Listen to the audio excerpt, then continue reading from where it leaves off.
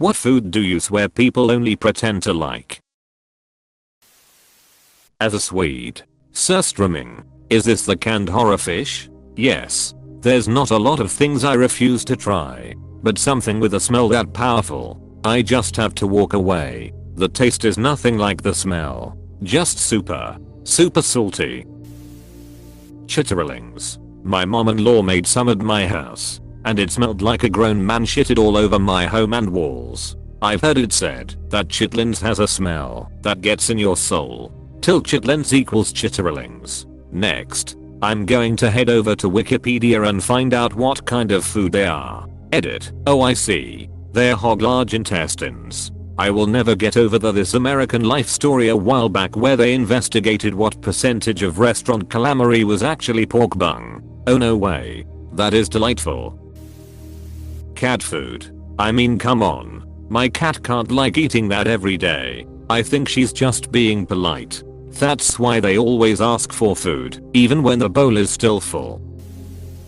Haakerl. I can't imagine someone coming in from a long day of work and tucking into a plate of fishy smelling, ammonia flavored chewy shark chunks that make you smell like a bait camp for the rest of the evening. It seems like survival food. You will stay alive if you eat it, but it's not appealing to me. If you're Icelandic, please help me understand why this is a thing. I can't imagine someone coming in from a long day of work and tucking into a plate of fishy smelling, ammonia flavored chewy shark chunks that make you smell like a bait camp for the rest of the evening. That's because that's not how it's done. Haakerl is part of the Orameter, i.e. food that's eaten on the Ori, which is one of the 6 winter months in the Old Norse calendar, now sometime in January or February. Throughout history that's when most fresh meats would be running low, so people had to resort to more colorful diets, like fermented shark, soured rambles, soured whale, boiled sheep heads, head cheese, etc. So you're correct. It absolutely started as a survival food, but nowadays it's a community event where people meet, have fun, and eat a buffet of all those foods I mentioned above, among others like smoked lamb, flatbread and lots of other traditional Icelandic foods. Absolutely no one comes home from work and eats their fill of haakerl. They come home from work, dress up and go to the local Ora bloat, or hosts their own for family and friends, and eats a few pieces of it among all the other stuff, chats and has fun, usually drinking brennivine, literally translated as burning wine, although usually referred to as Black Death in English. So it's a seasonal celebration of traditional foods and customs, enjoyed with friends, family and community. Although having said all that, I've been eating haakerl like candy since I was like 4 years old lol. My grandma used to pick me up from kindergarten with a small box of haakerl and a toothpick to eat it, and I'd be content for half an hour just sitting and eating. But it's definitely not as popular among my peers.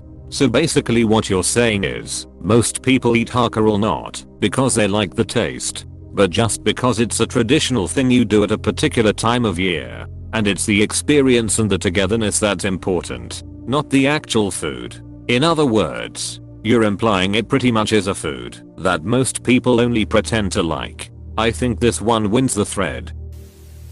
Lutefisk. I only know this dish from King of the Hill. It wasn't me. It was the man with the terrible smell. That's one of my favorite Cotton Hill moments. When he realizes it was Bobby that was at fault, but he takes the blame, saying I'm an old man. Everyone already thinks I did it. Bobby is young and still has his whole life ahead of him, and this would F that up for him. I have always loved his relationship with Bobby. He truly effing loves Bobby, and Bobby loves him jing jing lol. This episode. And then the one where they send Bobby to military school and Cotton takes charge. And he realizes he just cannot effing break Bobby lol. Cotton and Bobby's relationship is one of the best things about the show. Cotton shows nothing but contempt towards Hank for not being the ideal man that Cotton thinks he should be. And yet Bobby is everything he claims Hank is, and yet showers Bobby with praise and love. It's even baked into the core issues between Hank and Bobby. Hank is doing something similar with Bobby,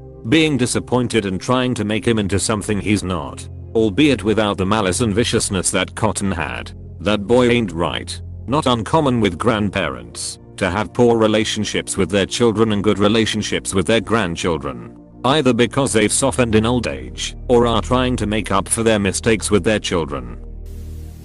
The meals I prepare for them. I cook for my dog. Cheap easy ego boost, until your dog throws it up, and then eats it again. That just means he liked it so much, that he immediately wants to eat it again.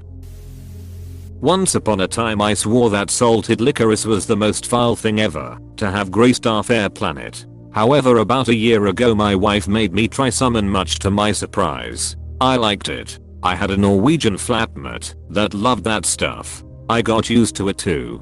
Kinda liked it. Then he got me to try this stuff called Turkish pepper. That's a line I won't cross again. The Turkish pepper hard candies with the crystallized salt inside. I love giving it to people who have no idea what to expect. Mix them with vodka and you got a tasty liquor. Mix any hard candy with vodka and it's tasty. My roomie be eating squid out a can. Fondant on like wedding cakes. r/fondant that.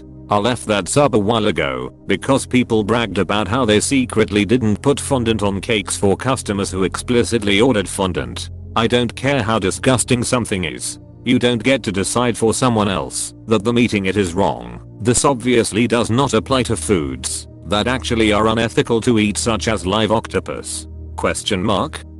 But how could the customer not know as soon as they see the cake? Fondant has a very distinct look. That's probably why they ordered it in the first place. They might be swapping it for modeling chocolate. It looks almost identical, but tastes way better. It's what a lot of cake decorators use in cake competitions and those is it cake competitions, because it stays moldable so long and isn't as prone to cracking.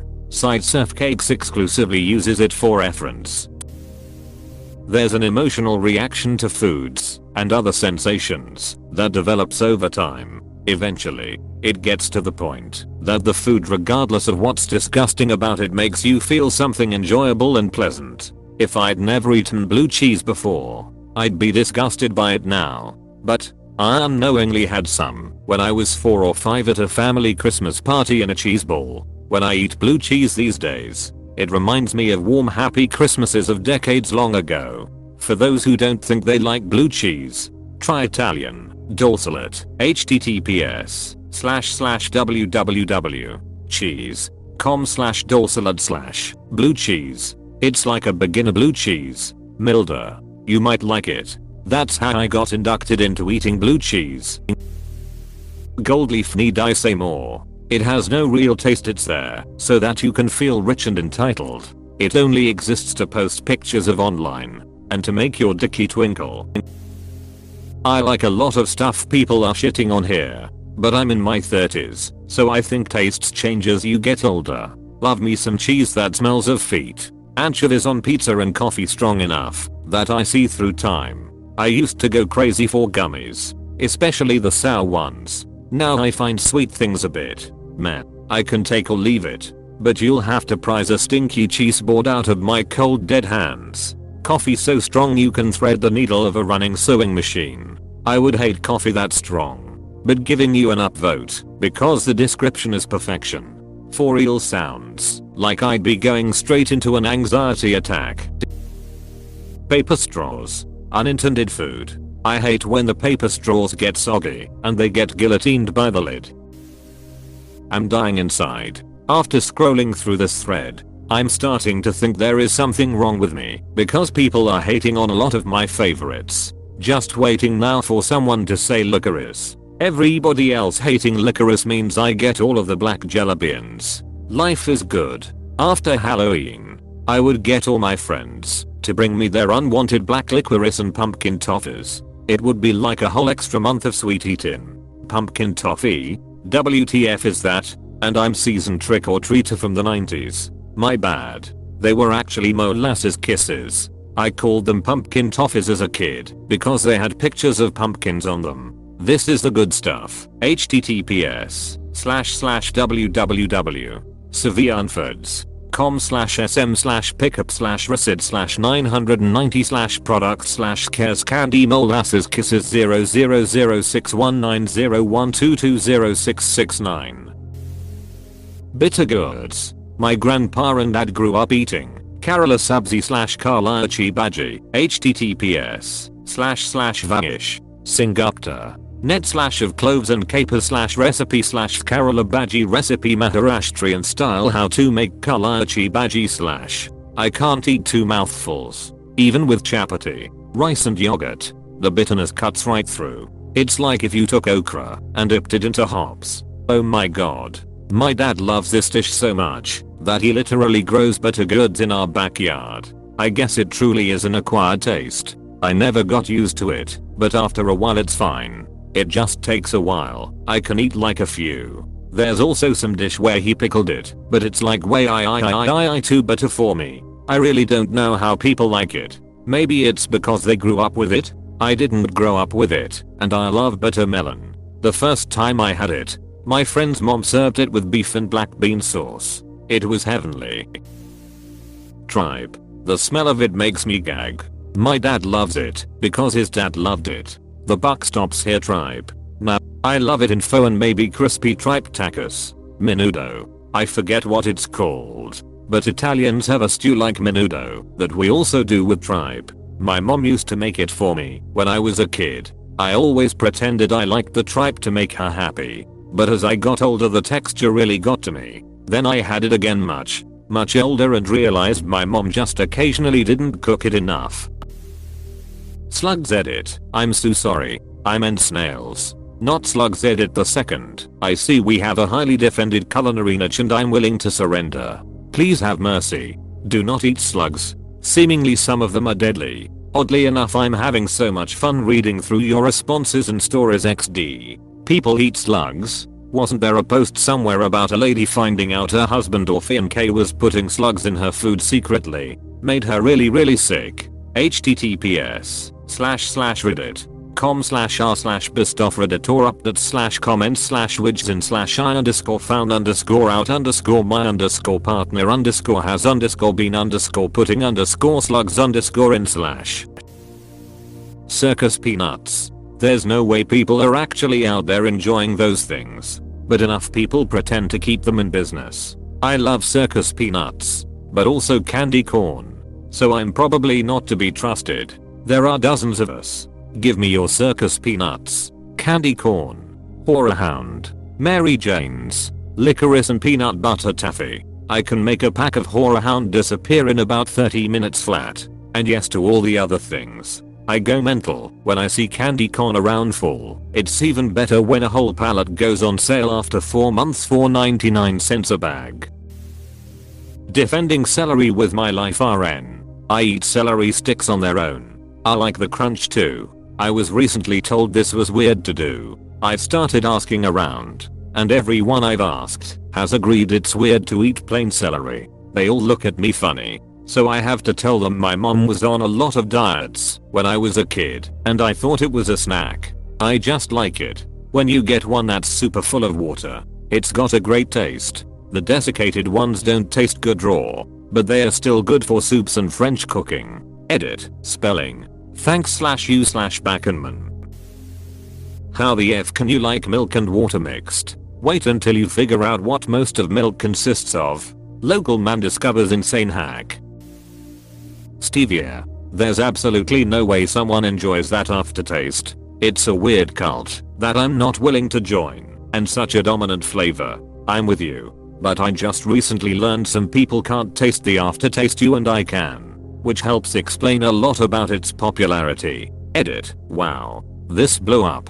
Since a lot of people are bringing up the soapy cilantro aftertaste, I'll say I think the two situations sound similar, but I don't think they are directly related, because I don't taste soap in cilantro myself. That's what I was going to say. I don't notice an aftertaste to it. It's very sweet compared to sugar of the same volume, but no weird taste. I always got a metallic aftertaste from it.